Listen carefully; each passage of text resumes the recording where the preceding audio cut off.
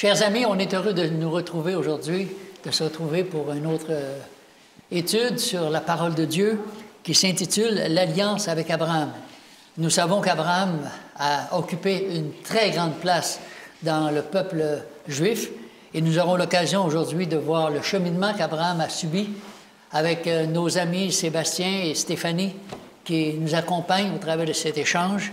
Alors, comme introduction, j'aimerais demander à Sébastien s'il voudrait bien nous introduire dans la prière. Ah, oui, absolument. Inclinons nos têtes, notre Père Céleste. On te remercie de l'opportunité qu'on a d'être ici en ce moment avec toi, Seigneur.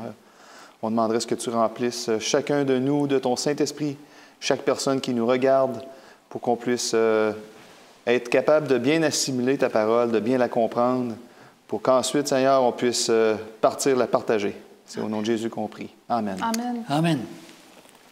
Dans l'étude de cette semaine, on va parler beaucoup d'Abraham. On sait qu'Abraham a occupé une très, très grande place dans l'histoire du peuple juif. Ouais.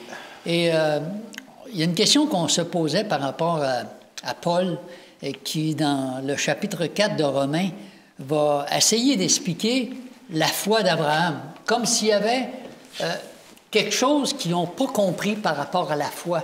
Ouais. La foi a toujours été le sujet de grandes discussions. C'est quoi vraiment avoir la foi? C'est quoi avoir la vraie foi? Pourquoi est-ce qu'on parle de la foi d'Abraham? Pourquoi est-ce qu'on remet en question la foi d'Abraham, etc.? Alors, est-ce que tu pourrais nous expliquer un petit peu pourquoi est-ce que Paul va utiliser ce chapitre 4-là? Puis ça veut dire quoi, vivre par la foi? Bien, premièrement, pourquoi que Paul prend le chapitre complet pour l'expliquer? C'est parce que c'est important. Oui. C'est important qu'on puisse comprendre c'est quoi avoir la foi.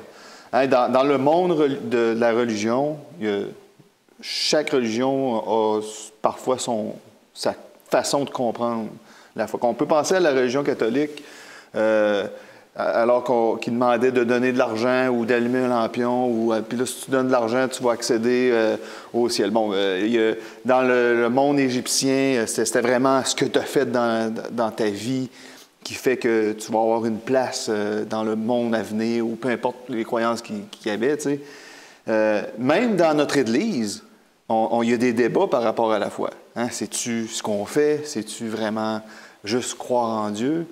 Donc, c'est pour ça que Paul prend ce chapitre-là pour nous expliquer. Alors, on va aller voir au chapitre 4, verset 3.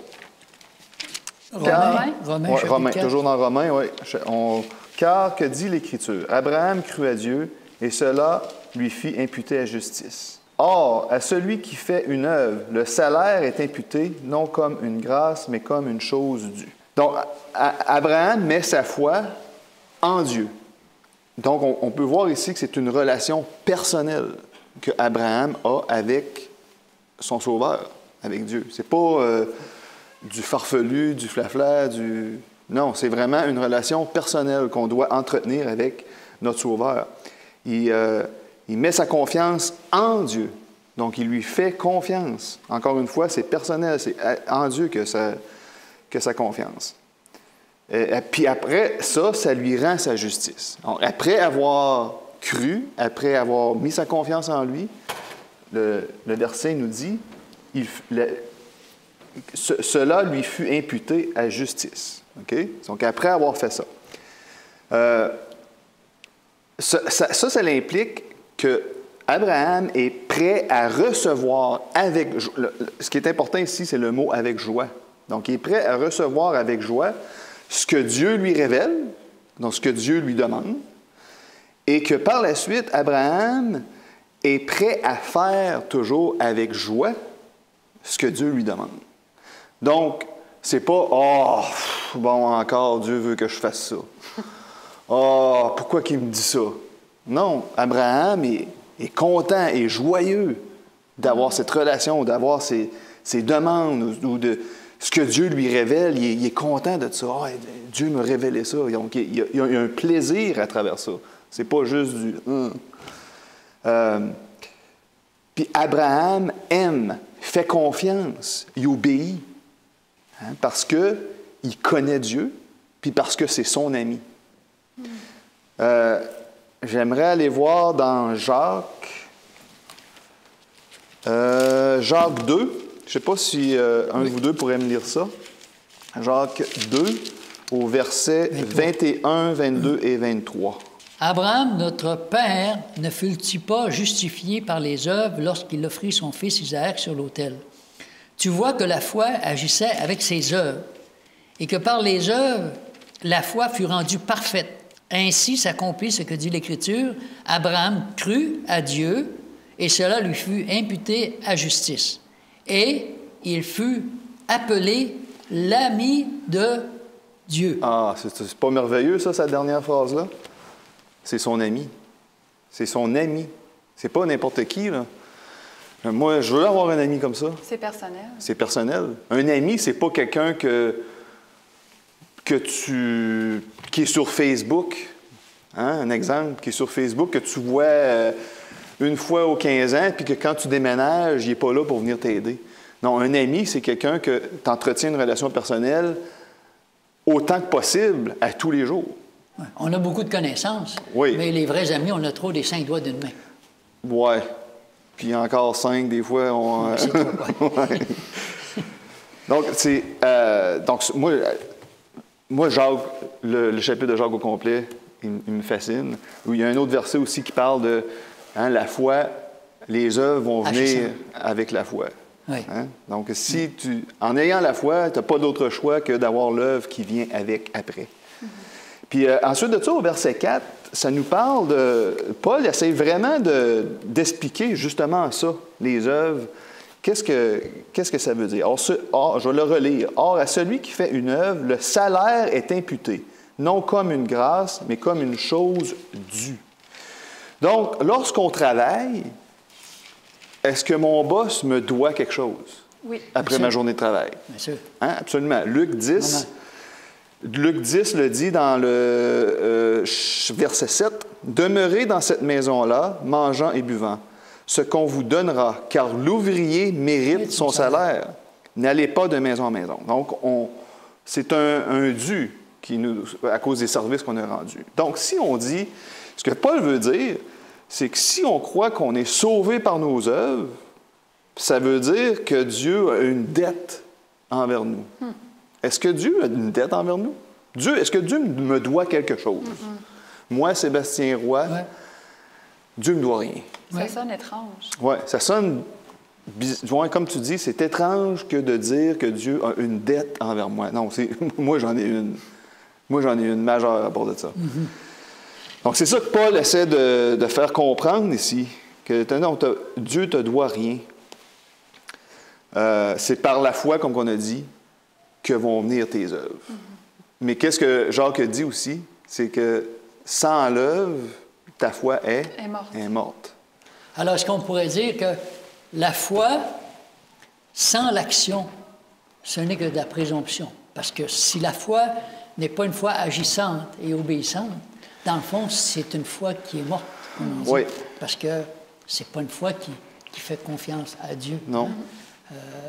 C'est un peu ce que c'est que Paul est en train de nous dire tantôt. J'aime ce que c'est que tu dis, parce que le verset 9 et 10, c'est comme s'il y a un gros problème qui vient de s'installer avec le peuple juif. Ça dit, ce bonheur n'est-il, à partir du verset 8, « Heureux l'homme à qui le Seigneur n'impute pas son péché. Ce bonheur n'est-il que pour les circoncis ou est-il également pour les incirconcis? Car nous disons que la foi fut imputée à Abraham. La foi fut imputée à justice à Abraham. Comment donc lui fut-elle imputée? Était-ce après ou avant sa circoncision? Il n'était pas encore circoncis, il était incirconcis. » Et j'imagine que pour le peuple, le juif, d'entendre une chose comme ça, de dire « Hey, c'est quoi tu es en train de nous dire? On a reçu la circoncision. Ça doit être important, c'est Dieu qui nous le dit. Pourquoi tu viens nous dire maintenant qu'il a reçu la grâce avant la circoncision? Ouais. Alors, elle sert à quoi la circoncision d'abord? Et là, on peut s'imaginer les gros débats qui pouvaient s'installer entre Paul, qui connaissait vraiment la situation, et le peuple qui disait, écoute bien, là, c'est bien valeur, mais ton affaire, ça ne marche pas. Nous autres, Abraham, on le connaît. Abraham, c'est notre père. Ouais. Et le débat était très houleux. Je ne sais pas si vous vous rappelez la circonstance où Jésus, justement, est en train de parler d'Abraham. Et les autres, ils disent, on a un seul père, puis notre père, c'est Abraham. Et Jésus répond quoi? Vous avez pour père le diable. Ouh. Ouch. Ça fait mal. Tu dis, Abraham, écoute, Abraham, pour les Juifs, c'était un homme parfait, ça. Tu ne peux pas trouver un homme plus parfait que lui. C'était le personnage le plus important de la nation juive. Et comme tu dis, tout un chapitre 4 qui essaie de nous montrer, non, les amis, c'est pas comme ça que ça fonctionne. Un salaire, tu mérites, mais la grâce, c'est un don gratuit de Dieu. Abraham n'a pas été sauvé à cause de ses œuvres. Il faut que vous compreniez ça. Mais il semble que ça ne passait pas. Je pense encore, même encore aujourd'hui, comme tu disais tantôt, on est obligé de monter des marches, on est obligé de faire des neuvaines, on est obligé de faire des choses au cas où on pourrait être sauvé par nos œuvres. Oui, puis c'est fort, hein? On a de la misère à comprendre ce concept-là. Ouais. Parce que, tu sais, dans le fond, on peut moi, je connais des gens qui sont des très bonnes personnes, OK? Puis qui feraient n'importe quoi pour son voisin, son ami, son membre de famille, mais ils n'ont pas Dieu dans leur vie. Ouais. Fait que ça voudrait dire, dans ce cas-ci, que cette personne-là, elle serait sauvée. Ouais. Parce que cette personne-là, elle est venue m'aider à déménager, elle a fait ci, elle m'a passé son auto quand j'en avais besoin, elle est venue garder mon enfant quand il avait besoin. Elle ne croit pas en Dieu. Mais c'est pas grave. Il est sauvé. Et on sait tous bien ici que c'est pas comme ça que ça fonctionne. Ouais, ouais. Je pense qu'on va avoir l'occasion tantôt, par rapport à ce que c'est qui s'est passé avec Abraham, qui essaie de dialoguer avec Dieu pour dire, Seigneur, ça se peut pas, là. Écoutez, il doit y avoir au moins 50 personnes dans cette ville-là. On aura l'occasion de toucher à cet aspect-là vraiment important. Oui. Comment ça se fait qu'Abraham a ce genre de dialogue avec Dieu par rapport à cela. Oui. Alors, est-ce que tu avais pas mal... Oui, j'avais fait le tour. Moi. OK. Alors, il y avait une cérémonie sacrificielle aussi que Dieu avait instituée. J'aimerais peut-être revenir vers Genèse chapitre 15. Genèse chapitre 15. On s'arrête sur des détails, mais je crois que ces détails sont extrêmement importants parce qu'on parle de l'alliance. Oui. À partir du verset 1, ça dit, après ces événements, la parole d'Éternel fut adressée à Abraham dans une vision. Et il dit, Abraham, ne crains point. S'il y a une chose que nous, on a besoin d'entendre, c'est bien ça, parce qu'on a plein d'affaires pour avoir peur, avoir des craintes, avoir toutes sortes de soucis. Et là, il dit, je suis ton bouclier. Amen. Et ta récompense sera très grande. Ce sont des superlatifs, ça, hein? Abraham répondit, Seigneur éternel, que me donneras-tu? Je m'en vais sans enfant, et l'héritier de ma maison, c'est Éliézer de Damas. Abraham dit, voici, tu ne m'as pas donné de postérité, et celui qui est né dans ma maison sera mon héritier. Alors la parole d'Éternel lui fut adressée. Ce n'est pas lui qui sera ton héritier, mais c'est celui qui sortira de tes entrailles qui sera ton héritier. Et après l'avoir conduit dehors, il dit, regarde vers le ciel et compte les étoiles si tu peux les compter. Et il lui dit, telle sera ta postérité. Et Abraham eut confiance en l'Éternel qui le lui imputa à justice. Oui. Nous, l'être humain, on compose avec le je, avec nos faiblesses, nos lacunes, nos limites, tandis que ce Dieu-là, lui, il n'y a pas de limite. Il n'y a pas de faiblesse. C'est exactement le contraire de ce que nous sommes. Alors, tu pourrais nous dire un peu pourquoi est-ce que Dieu a institué cette espèce de système sacrificiel-là pour montrer quelque chose à Abraham? Bon, mais dans ce cas-ci, hein, on va essayer de faire vite parce que le temps passe très vite en ta présence, Jean-Guy. Ici, bon, il y a des... Là, on va voir, je ne me souviens plus exactement, les oiseaux... non, l'Éternel... Colombes, oui, les colombes, c'est ça. il coupe les animaux en deux.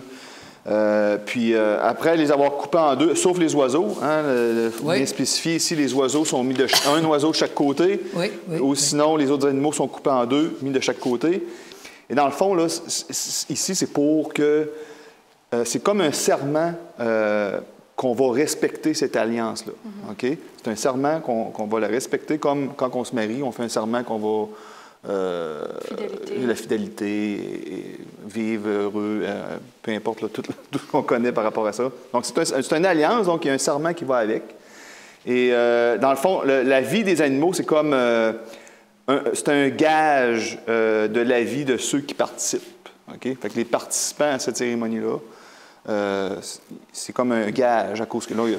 Ouais, comme tu dis, l'alliance, dans le fond, c'est une entente. Oui. C'est conclu par une promesse. Oui. Et j'imagine que quand Dieu dit, là, le peuple, là, pendant 400 ans, là, ils vont être esclaves, c'est comme si Dieu était en train de dire, Abraham, l'avenir n'est pas dans tes mains. Mm-hmm.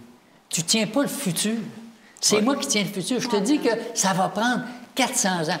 Ça te prend toute une fois, c'est pour dire, wow! Ouais. Dieu révèle quelque chose d'extraordinaire. Et j'imagine que ce que c'est qu'il a vu, là, avec ce que c'est que Dieu a fait, la fumée qui est là, il est vraiment impressionné. Il ne l'oubliera pas, là, ce que c'est qu'il a vu. Hein? Dieu utilise des effets sonores et visuels. Ouais, bien, au verset sont... 17, c'est là que Dieu, on peut le lire là, rapidement. Quand le soleil fut couché, il y a eu une obscurité profonde, et voici, ce fut une fournaise fumante, et des flammes passèrent entre les animaux partagés. Ouais. Donc, tu peux pas... même si tu vis 800 ans, là, tu l'oublieras pas. C'est ça. Pas oublier ça. Nous, on n'est pas habitués avec ce genre de cérémonie-là, tu sais. Mais quand on lit ça les premières fois, c'est embêtant, tu sais. On se dit, c'est quoi dans le fond que ça veut dire? Ouais. Et c'était des choses qui se passaient à ce moment-là. Ça faisait partie des coutumes, puis tout ça. Ouais. Mais c'est intéressant peut-être de nous rappeler ça, quelques éléments. Maintenant, on parlait aussi de les doutes d'Abraham. Oui. Dieu fait la promesse qu'il va avoir un fils. Et il dit, oui, mais là, Seigneur, je ne sais pas trop comment ça va se passer. 1 année passe, 2 années passent, 3 années passent. J'imagine qu'il doit dire, mais ça prend donc bien du temps, puis tout ça. Alors, qu'est-ce qui se passe avec la foi d'Abraham et de Sarai? Patriarche et prophète nous offre un passage très intéressant avec des questions qu'on va répondre. À la page 145. La promesse d'un fils a été accueillie par Abraham avec joie. Mais attendra-t-il patiemment que Dieu accomplisse sa parole à son heure et à sa manière? Le délai qui va mettre sa foi à l'épreuve le fera-t-il trébucher? Tan, tan, tan. Alors, ça veut dire qu'on n'est pas patient de nature. Ben, moi, non. Peut-être toi, là, mais non, je pense pas qu'on est patient de nature. Vraiment pas. Ouais. Je vais juste... On va prendre le temps de lire seulement les versets 1 à 6 de Genèse, chapitre 16, pour nous remettre en contexte. OK. Les versets 1 à 6 qui vont de la façon suivante. Sarai, femme d'Abraham, ne lui avait point donné d'enfant. Elle avait une servante égyptienne nommée Agar. Et Sarai dit à Abraham, « Voici, l'Éternel m'a rendu stérile. Viens, je te prie, vers ma servante. Peut-être aurai-je par elle des enfants? » Abraham écouta la voix de Sarai. Alors Sarai, femme d'Abraham, prit Agar, l'Égyptienne, sa servante, et la donna pour femme à Abraham, son mari, après qu'Abraham eut habité 10 années dans le pays de Canaan. Il alla vers Agar, et elle devint, quoi? Enceinte. Quand elle se vit enceinte, elle regarda sa maîtresse avec mépris. Et Sarai dit à Abraham, « L'outrage qui me fait retombe sur toi. J'ai mis ma servante dans ton sein, et quand elle a vu qu'elle était enceinte, elle m'a regardé avec mépris. Que l'Éternel soit juge entre moi et toi. » Abraham répondit à Sarai, « Voici ta servante est en ton pouvoir. Agis à son égard comme tu le trouveras bon. » Alors Sarai la maltraita, et Agar s'enfuit loin d'elle. Alors Sarah conclut, comme tu as mentionné, le temps passe. Sarah conclut, ben là, évidemment, j'ai pas l'air de tomber enceinte. Son horloge biologique avait sûrement sonné le dernier coup de minuit, il y a des années. Elle se disait sûrement, Dieu m'a peut-être oublié. Il a peut-être oublié la promesse. Après tout, il en fait tellement à plein de personnes. Ou il a peut-être besoin d'un petit peu d'aide. Tu sais, souvent, on aime ça aider Dieu. On aime ça aider Dieu. Je veux juste l'aider un petit peu. J'ai juste besoin d'un petit peu d'aide. Une mère porteuse. Bien, on va passer au plan B, Jean-Guy. Mère porteuse. De toute façon, c'était la coutume dans ce temps-là d'avoir plus d'une femme. La polygamie, c'était très répandu. Oui. Est-ce que c'était approuvé par Dieu? Non. mais c'était répandu, c'était populaire. Alors, pas de problème, plan B, j'arrive pas à tomber enceinte, regarde, je vais te donner ma servante, elle va te faire un bébé, puis ça va être la mère porteuse de notre enfant. Notre enfant. Je vais te régler ça, moi. Alors, Abraham, qui avait eu une si grande foi en Dieu, comme tu l'as mentionné tantôt, il était content, il accueillait les nouvelles, les conversations avec Dieu, il croyait. Mais, même une foi authentique, sincère, quand viennent les épreuves, le temps passe, j'ai des doutes, là, quand ça devient inquiétant, notre foi, même si tu es un héros de la foi, puis tu es bon, tu es un rocher dans ta famille, tu peux tomber. Tu peux tomber. Mais ça me fait penser un peu comme Adam et Ève. Hein? Ève, elle a tenté Adam, mais ici, la femme a un petit pouvoir sur l'homme, mettons. La femme a un pouvoir, on le voit encore dans ce cas-ci. La femme d'Abraham, comme, tu sais, hey, regarde, on devrait faire ça. Mais parle pas trop, là, tu vas dire tout mon texte. Okay.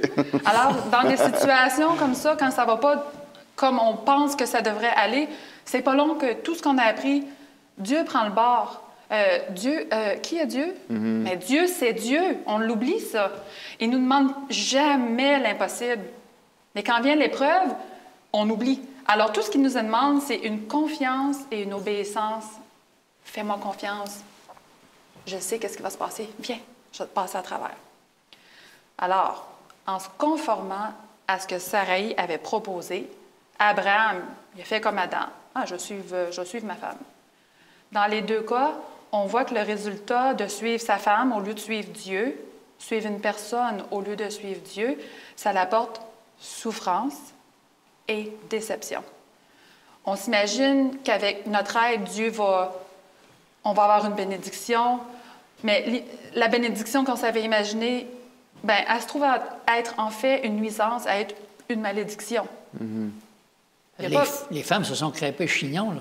Ben là, on a souvent raison, mais pas tout le temps. Oui. C'est bon à savoir. Non. C'est ça. En écoutant la suggestion de sa femme, Sarah, Abraham a créé pour lui-même des difficultés inutiles qui auraient pu être très facilement évitées, des conséquences qui se font même ressentir aujourd'hui. Pourquoi que je dis encore aujourd'hui, on ressent ça? C'est que la postérité d'Agar, mais on le sait, c'est à travers Ismaël, ce sont les Arabes. Et à travers sa femme Sarah, qui est l'enfant de la promesse Isaac, c'est le peuple juif. Alors même aujourd'hui, il y a des guerres. C'est à moi la Terre sainte. Non, c'est à moi. Alors on en ressent encore les conséquences. Le bonheur, l'amour qui remplissait leur foyer au départ, parce qu'ils étaient un couple très uni, Abraham et Sarah, désolé. S'en suivit des troubles domestiques, des chagrins d'amour, des jalousies, une haine profonde entre les deux femmes et même leurs enfants. Ça nous montre que Abraham et Sarah n'étaient pas exempts de faiblesse non plus. Fait que des fois, on est porté à mettre au nu certaines personnes parce qu'ils ont la foi, parce qu'ils sont extraordinaires, mais la parole de Dieu nous ramène à la réalité pour dire, regarde, Abraham, père de la foi, là, tu sais. Ouais. Il croit ce que c'est que Dieu dit, il a confiance. Mais au travers de tout ça, il y a des lacunes, il y a des faiblesses, et Dieu doit composer avec ça aussi. Hein. Ouais. C'est des paroles d'encouragement pour moi. Puis je suis sûre que c'est des paroles aussi pour vous d'encouragement. Quand ça ne va pas à notre façon, comme je l'ai dit tantôt, c'est facile de perdre Jésus de vue, puis de douter. Mais on voit que Dieu, il sert de ces délais-là. Il sait qu'est-ce qu'il fait, hein? C'est un jeu d'échecs. C'est pas un jeu d'échecs, mais il connaît les moves qu'on va faire. Il connaît la partie est déjà gagnée. Il veut juste qu'on lui fasse confiance. Il veut juste qu'on lui fasse confiance. Ça sert à transformer notre caractère.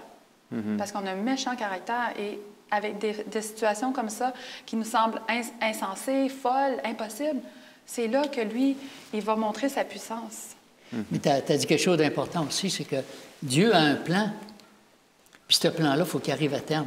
Et Dieu sait comment déjouer tous les plans de l'ennemi. C'est comme si l'ennemi est là avec échec et mat.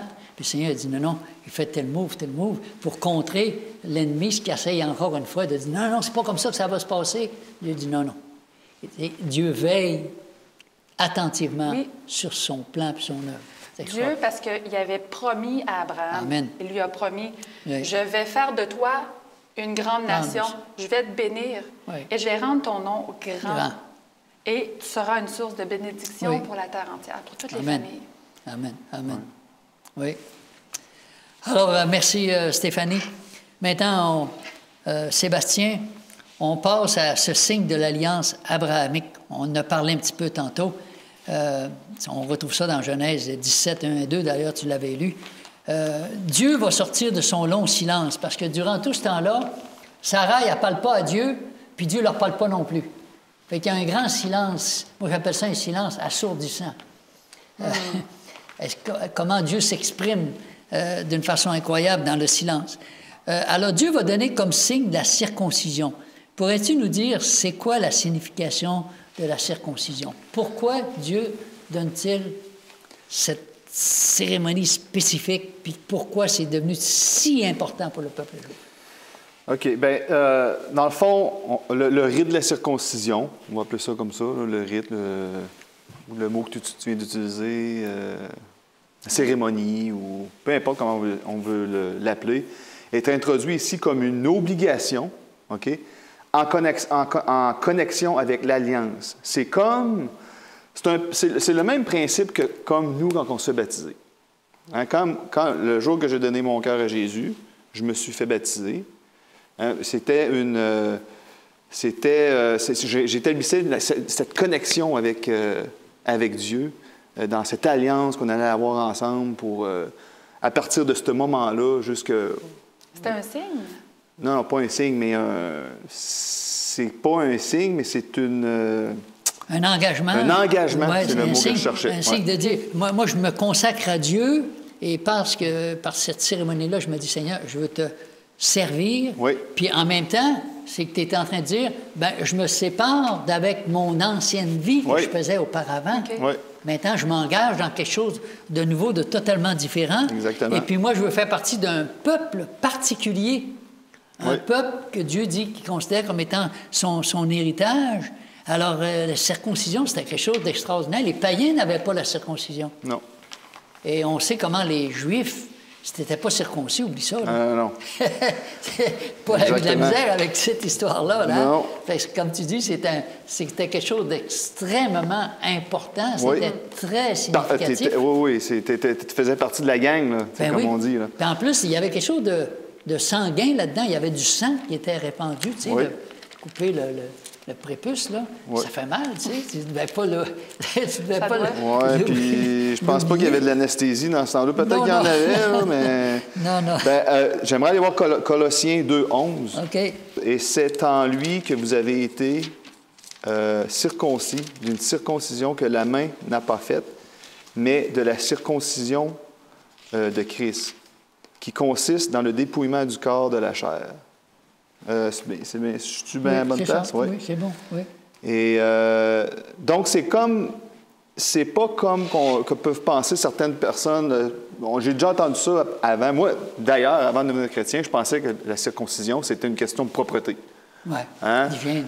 D'hygiène. Donc, on coupe le surplus de chair pour la propreté, pour pas qu'il y ait d'infection ici et ça. Hein? J'ai aucune idée, là, réellement, la circoncision était quoi.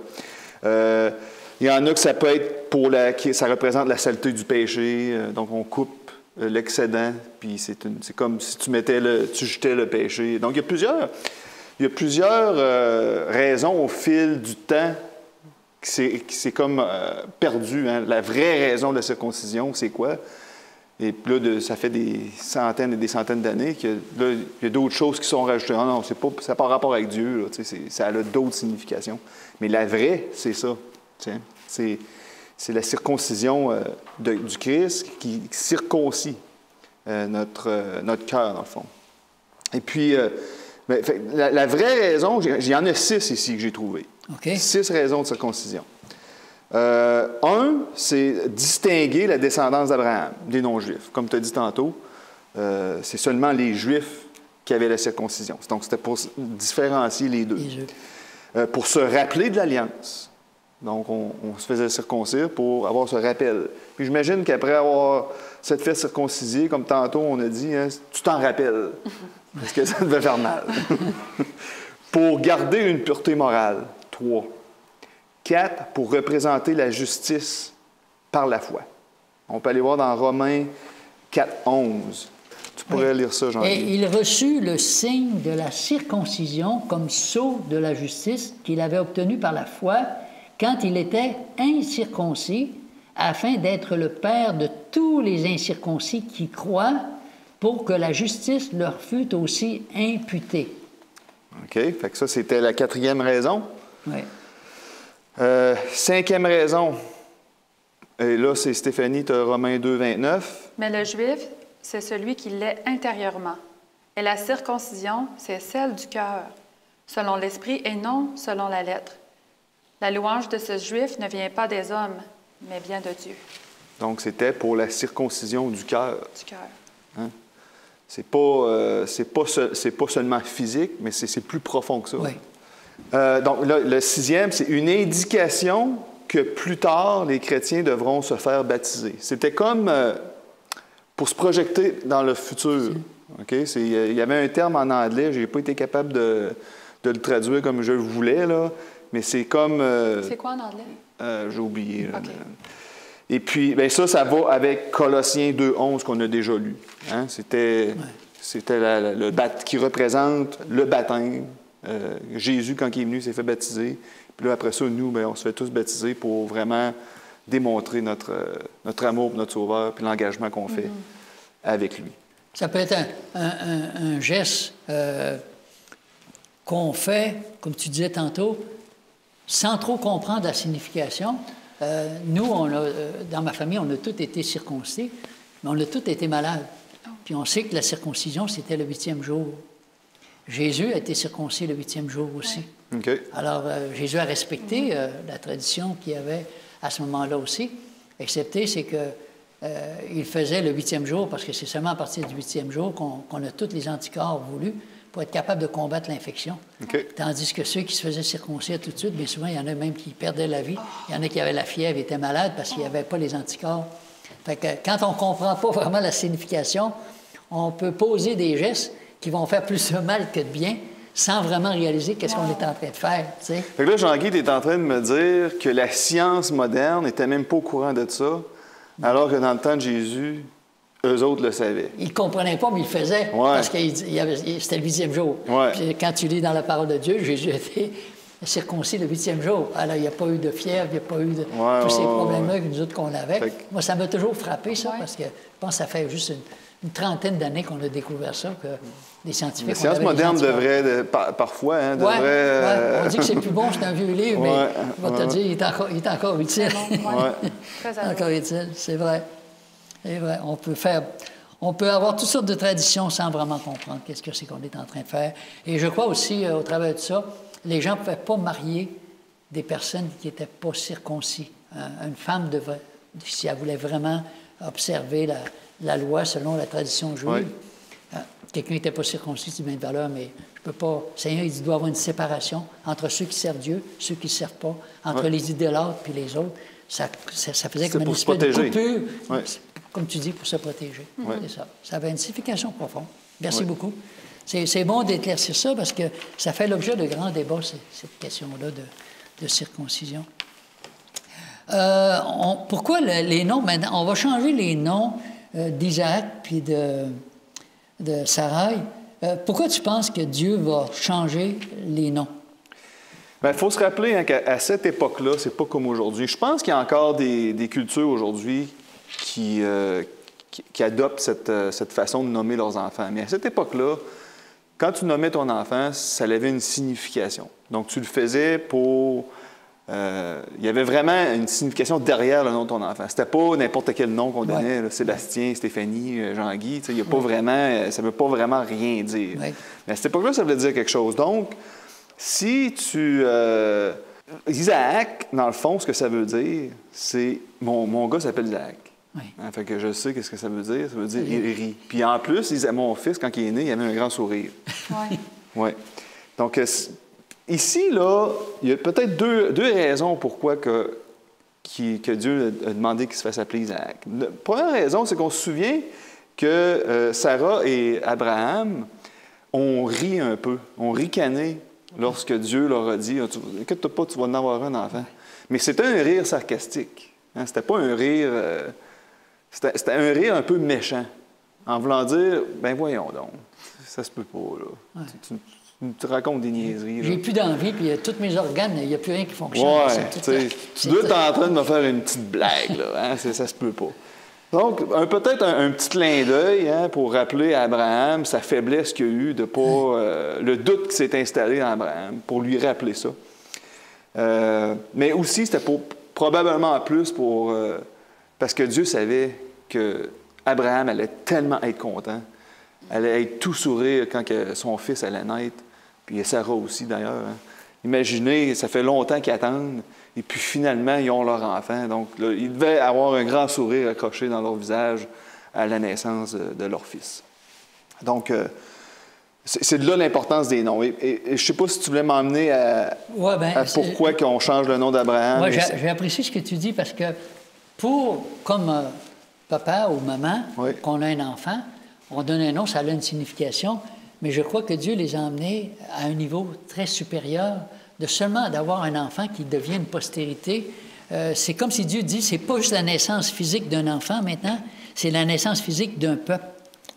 C'est la promesse de salut, mais pour toute l'humanité.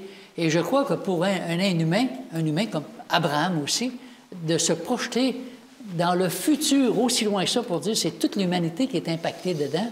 Le nom que je te change à toi et à ton mari, maintenant, c'est parce que faut que vous voyez beaucoup plus loin que ce que vous êtes en train de vous imaginer avec la signification que vous venez de donner à ce nom-là. C'est plus rire, là. Ouais. C'est plus sourire, là. C'est beaucoup plus loin puis plus fort que ça aussi, hein. Ouais. Je pense que Dieu, des fois, il pose des gestes qui ne sont pas toujours évidents à comprendre pour dire, mais pourquoi il fait ça, là? Il a déjà donné un nom. Puis là, il est en train de tout changer ça pour dire, non, non, c'est pas ça maintenant, c'est quelque chose d'autre. Il veut dire, je vous transpose ça. Je vous projette dans l'avenir, dans des choses extraordinaires. C'est chargé de signification profonde. Hein? Pourquoi est-ce que, Sébastien, c'est important de jamais abandonner? Parce que, comme on dit depuis tantôt, c'est facile de dire qu'on a la foi, on a la foi. Moi, je t'avoue franchement, là, ça fait longtemps que je suis dans l'Église. J'ai vu des gens dans l'Église qui étaient pleins de feu, des gens qui faisaient des prédications, des gens qui étaient impliqués. Puis, quand je regarde ça aujourd'hui, ils ne croient plus à rien. Ils ne lisent plus leur Bible. Ils ne viennent plus à l'Église. La Sainte-Sainte, ça n'a plus de signification pour eux. C'est comme si tout ce que c'est qu'ils avaient appris, ça n'existe plus. C'est comme si la foi qu'ils avaient, elle n'est plus là. Pourquoi c'est si important de persévérer et de garder la foi? C'est une bonne question. Hein? Faut pas... on passe à travers toutes sortes d'épreuves dans notre vie. Hein? Oui. Une après l'autre. Puis je connais des gens qui ont passé à travers des épreuves pas mal pires que moi, les petites épreuves que j'ai eues, ça n'a rien à voir avec ce que d'autres gens peuvent passer à travers. Mais il faut toujours s'accrocher à notre Sauveur. Il faut toujours garder Jésus en vue parce que on ne sait pas quand il revient exactement. Hein? Il peut revenir ce soir, il peut revenir dans 2 ans, mais il faut quand même persévérer puis être prêt, rester accroché. Comme qu'on a dit depuis tantôt, la partie est déjà gagnée. Dieu connaît chaque move qu'il doit faire. C'est seulement lui, c'est seulement par lui qu'on peut être sauvé. C'est seulement par lui qu'on peut avoir la vie éternelle. Et si un jour on arrête de persévérer, on a déjà parlé dans notre leçon, hein, la persévérance, la course. Paul a dit, ma course est terminée à son dernier souffle, j'ai gagné ma course. Et on veut arriver à ce point-là, nous aussi, parce que on peut mourir demain. Hein, on peut mourir à n'importe quel temps. On ne sait pas, on ne connaît pas le futur. On se doit de persévérer. Ça fait partie de... En tant que chrétien, ce mot-là doit rester dans notre tête, la persévérance. On doit l'enseigner à nos enfants, de continuer à persévérer, toujours persévérer. Ma fille est malade en ce moment, puis elle persévère, elle continue à croire qu'il y a une raison derrière tout ça. Je ne comprends pas. Oui, on ne comprend pas toujours pour l'instant, mais Dieu, lui, a le plan. Amen. Oui. Oui, oui. Je crois aussi ce qui est important, c'est de voir que ces grands hommes de foi que la Bible nous présente, comme étant des modèles pour nous. Ouais.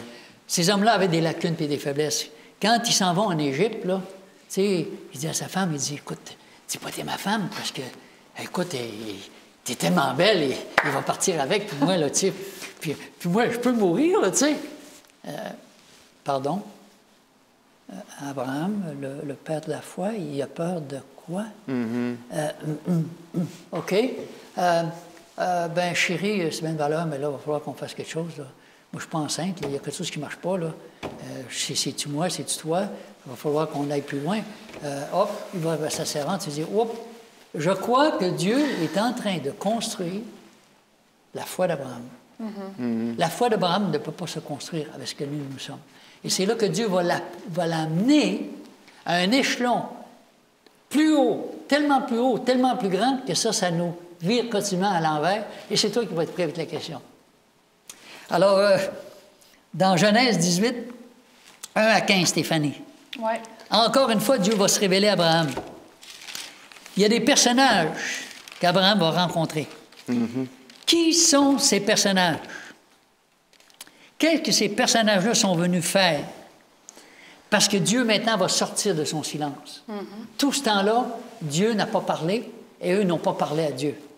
C'est comme si la vie se déroule comme sur un fleuve tranquille, mais maintenant, tout va venir bouleverser leur vie.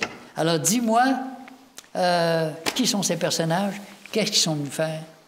Alors, Abraham, il venait probablement juste finir de dîner, il se reposait à côté de sa tente, à côté d'un arbre, avant de retourner travailler. Puis là, il lève les yeux, puis qu'est-ce qu'il voit?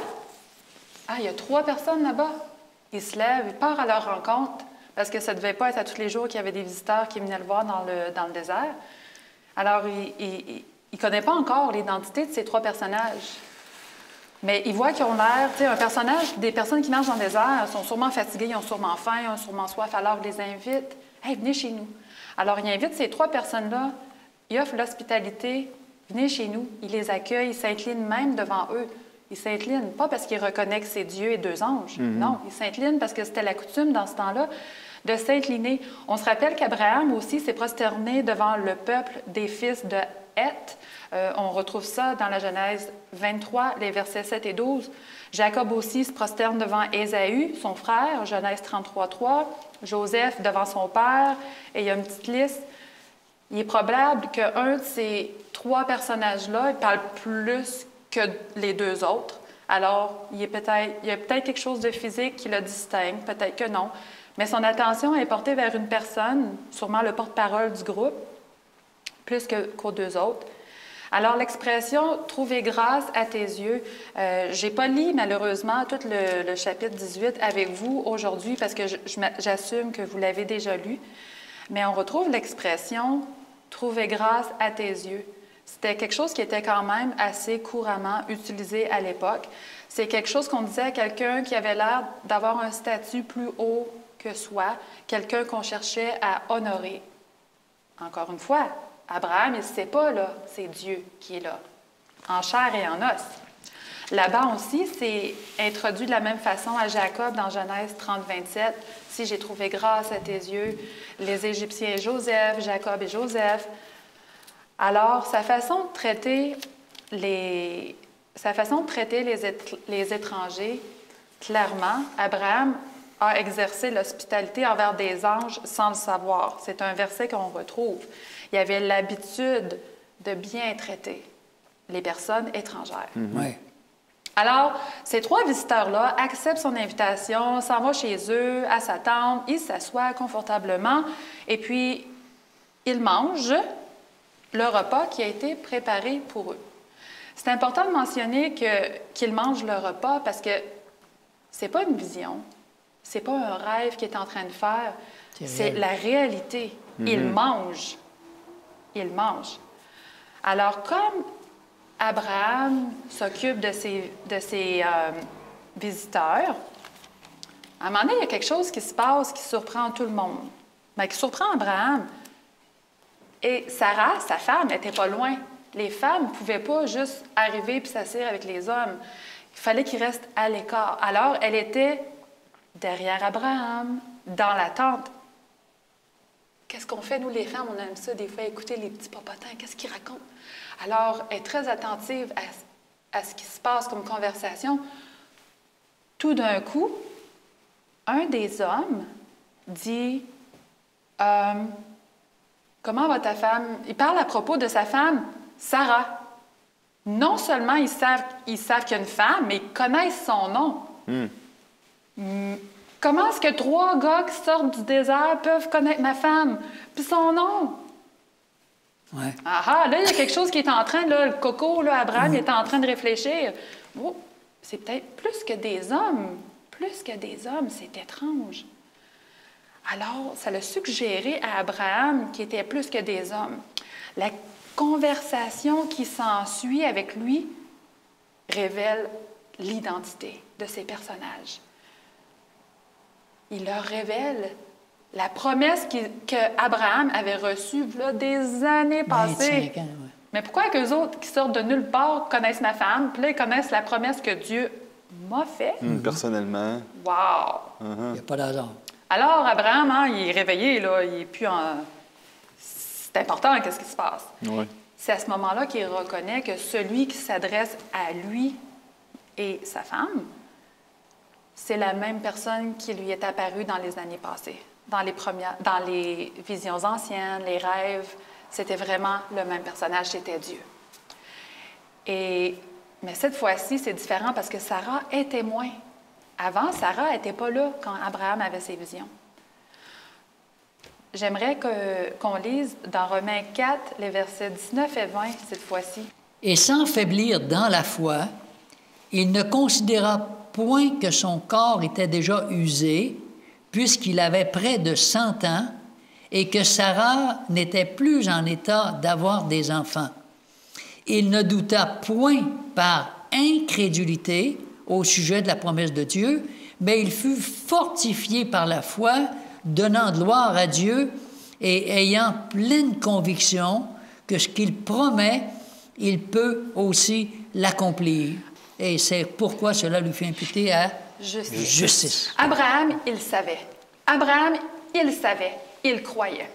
Alors, comme l'a décrit Genèse 18, les versets 9 à 15, cette visite-là avait plusieurs buts, mais principalement, la visite touchait Sarah. La visite touchait Sarah, qui était sur le point de vivre l'expérience ultime d'une femme d'avoir un bébé. Quand moi, je tombe enceinte, j'étais tellement contente. C'était le plus beau jour de ma vie. Imaginez Sarah, une dame âgée de 90 ans, mettons, enceinte. Puis surtout, à cette époque-là, tu sais, aujourd'hui, il y a plein de femmes qui n'ont pas d'enfants, puis ils ne sont pas malheureuses de ne pas avoir d'enfants. C'est une décision qu'ils prennent. Mais à cette époque-là, de ne pas avoir d'enfants, c'était quelque chose. Là. Tu sais, tu te faisais juger, probablement. Là, tu sais. Mais en même temps, c'est qu'il y a une impossibilité physique, une impossibilité. Tu sais, quand ça dit Abraham et Sarah étaient vieux, avancés en âge, et Sarah ne pouvait plus espérer d'avoir des enfants. Ça dit, maintenant que je suis vieille, comment est-ce que je vais faire pour avoir encore des désirs? Tout est mort. Il n'y a plus rien qui se passe. Mes organes sont capoutes. Ben, là, c'est pour ça que... Ben oui, avec ce vieux crouton-là, hey, avoir un bébé, ça fait 25 ans que je l'entends, celle-là. Tu sais, c'est bien trop beau pour être vrai. Ben oui, écoute, ça se peut pas, là. Alors... Fait que, tu sais, encore une fois, aux yeux de Sarah, les visions d'Abraham, c'était comme des échecs parce que ça ne s'avait pas encore réalisé. Mais là, Abraham, dur comme fer, les doutes qui étaient dans son cœur, ils ont tous été remplacés par une foi vivante, une Amen. foi incroyable. Ouais. Comme tu le lis dans Romains 4, 19 et 20, un peu plus tôt, là, il était en feu. En feu! Retournons au verset 14. Y a-t-il rien qui soit étonnant de la part de l'Éternel? Le voile de l'anonymat qui couvre ces étrangers est enlevé, et celui qui s'adresse à Abraham est indéniablement le Seigneur lui-même. Amen. Quel privilège, Dieu est devant lui. Amen. Et juste pour confirmer, les deux autres personnes qui sont avec lui, si on va juste un petit peu plus loin à Genèse 19, 1, on voit que les deux anges arrivèrent à Sodome sur le soir. Alors, les deux personnages étaient en fait deux anges qui étaient avec Dieu lui-même. Ouais. Alors, c'est ça. J'avais fait une petite note rapidement que souvent, Dieu va permettre des circonstances, comme je l'ai dit tantôt, qui semblent folles, complètement dépassées, mais pourquoi sans issue, c'est impossible, pour qu'on puisse réaliser que notre faiblesse, notre impuissance, qu'on réalise comment Dieu a la puissance et qu'il n'y a rien d'impossible pour lui, qu'on s'en remette entièrement à lui. Amen. En conclusion, Ézéchiel 12, 28 nous dit, « C'est pourquoi, dis-leur, ainsi parle le Seigneur l'Éternel, il n'y aura plus de délai dans l'accomplissement de mes paroles. La parole que je prononcerai s'accomplira, dit le Seigneur l'Éternel. » Amen. Ouais. Tout ce qui est impossible aux hommes est possible à Dieu. Et c'est ça qui est notre limitation, finalement. T'sais. On n'aime pas ça attendre. Ça a pris 25 ans avant que la promesse se réalise. T'sais. Fait que, puis s'il y a une chose qu'on n'aime pas, c'est bien attendre. Mais pourquoi ça prend du temps? Pourquoi est-ce qu'il n'est pas guéri? Pourquoi? Ça fait 10 ans que je prie pour mon fils. Ça fait 15 ans que je prie pour lui. Ça fait 20 ans que je prie pour lui. Ça fait 25 ans. Je dis, continue de prier. On n'aime pas attendre que ce soit le temps de Dieu. On veut que ça se fasse tout de suite. On veut être en contrôle. Hein? Oui, on cherche toujours à prendre le contrôle. Maintenant, on va regarder cet événement-là avec Sodome et Gomorrhe, qui est intéressant, à partir de Genèse, le chapitre 18, à partir du verset 16. C'est intéressant parce que tout de suite après cette scène vraiment extraordinaire que tu viens de décrire, qui s'est passé avec Sarah et Abraham, où Dieu, finalement, ouvre la bouche. Dieu se révèle, mais Dieu ne vient pas parler pour rien. Il vient dire tout ce que c'est que j'ai dit avant, c'est ça qui va se passer. Alors, dans le fond, ça vient encore raffermir la foi d'Abraham pour dire Dieu ne parle pas pour rien. Même si ça prend du temps, attends là la promesse. Dieu ne peut pas mentir. Tu sais, je crois que tout est là. Finalement, à partir du verset 16. Ces hommes se levèrent pour partir. Ils regardaient du côté de Sodome. Abraham alla avec eux pour les accompagner. Alors l'Éternel dit, « Cacherai-je à Abraham ce que je vais faire? Et Abraham deviendra certainement une nation grande et puissante, car je l'ai choisi, afin qu'il ordonne à ses fils et à sa maison de lui garder la voie de l'Éternel, en pratiquant la droiture et la justice, et qu'ainsi s'accomplissent en faveur d'Abraham les promesses qu'il lui a faites. » Et quand je pense à ça, je me dis, Abraham, il y avait plus de 1000 employés avec lui. C'était un homme qui était très riche, il avait une grande influence. Les gens l'appréciaient. Je ne sais pas si vous vous rappelez la fois qu'il y a eu à Sodome et Gomorrhe, quand Lot a été fait prisonnier avec toute sa famille, puis tout ça, puis qu'Abraham a su finalement qu'il y avait 5 rois qui s'étaient mis ensemble pour venir les faire prisonniers, puis les rendre captifs. Qu'est-ce que c'est qu'Abraham a fait? Il a été sauvé. Il a été sauvé. Il a montré que ce n'était pas un lâche. Tout le monde, ils ont vu quelle sorte de caractère qu'il avait, ce gars-là. Parce que, regarde la façon qu'il s'est comporté, ils ont dit « Wow, c'est un prince, ce gars-là. Regarde, il n'a pas profité de la situation. Il ne garde absolument rien pour lui. C'est un homme de confiance. » Alors déjà, les gens de Sodome et de Gomorrhe avaient un excellent témoignage de qui était cet homme-là. Et Lot faisait partie d'une catégorie à part, malgré ses faiblesses aussi. C'était un homme qui était accueillant. La preuve, il a fait la même chose quand il y a eu les 2 anges qui sont venus. Alors, on voit qu'il avait gardé des caractéristiques que les autres n'avaient pas. Il avait ça à cœur, de chercher de protéger le plus faible. Alors, on voit souvent juste des défauts à Lot, mais j'aime relever aussi que l'être humain n'a pas juste des défauts, qu'on a des qualités aussi que Dieu a su exploiter au travers de tout ça. Et qu'est-ce que vous pensez du fait que Dieu lui révèle que c'est fini pour Sodome et Gomorrhe? Et Abraham, il dit, Seigneur, est un peu là. On est à Saint-Georges. Moi, je connais plein de bonnes personnes là, qui sont vraiment gentilles, puis des hommes, des femmes, des enfants, ils sont tellement fins, puis tout ça. Mais Seigneur, tu vas-tu détruire toute la ville?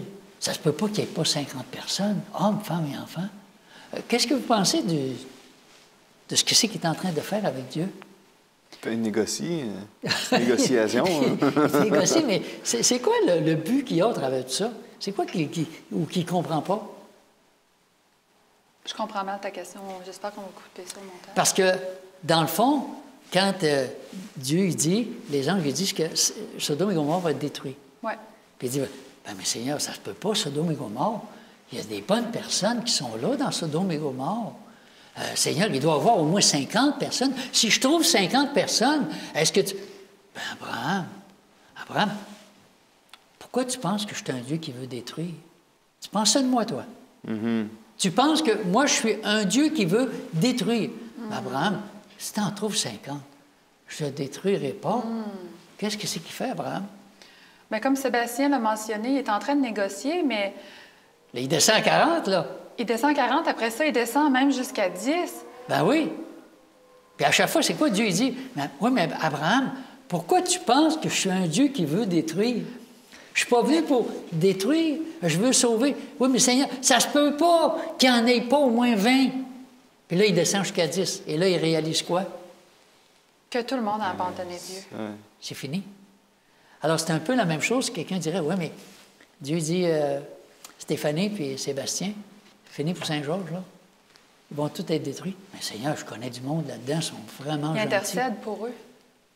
Alors, c'est un intercesseur. Ouais. Ça, c'est, je pense, c'est la chose la plus importante qui nous rappelle que même malgré la méchanceté terrible de l'État de Sodome et Gomorrhe, où la sexualité était devenue une façon de vivre, mais dégradante au plus haut niveau, de voir un homme qui est encore capable d'intercéder pour les pécheurs.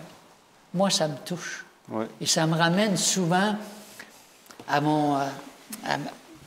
ma méchanceté naturelle qui dit « Ah, lui, il ne mérite pas, lui, il est trop méchant, puis il est comme ça. » Abraham, qu'est-ce qu'il fait? Il est vraiment spécial. Moïse l'a fait aussi. Hein? Oui, Moïse l'a fait. Ouais. Ce sont des hommes de prière, des hommes qui intercèdent. Et moi, ça vient me chercher parce que je me dis, on est souvent dans l'Église, « Ah, le pasteur, il est comme ci, puis lui, il est comme ça, puis il est comme ça. » Wow! Je me dis, on est loin de l'intercession d'Abraham, qui intercédait. Pourquoi? Pour ces gens-là. Ouais. Alors que nous autres, on voudrait s'en débarrasser. Je me dis, Seigneur, je pense qu'on ne connaît pas l'état véritable de notre cœur. On a un cœur Dieu. En même temps, là, Abraham, tu sais, c'est comme tu dis, il n'a pas compris aussi. Tu sais, Dieu, lui, le sait. Oui. Là, il est comme en train de dire, mais non, ça se peut pas. Là. C'est ça. Mais non, mais regarde, là, je le sais, moi, tu sais. Oui. Ça, c'est un bon point. Dieu est en train de dire, je comprends, tu ne comprends pas, Abraham. Mais je crois qu'il n'y avait pas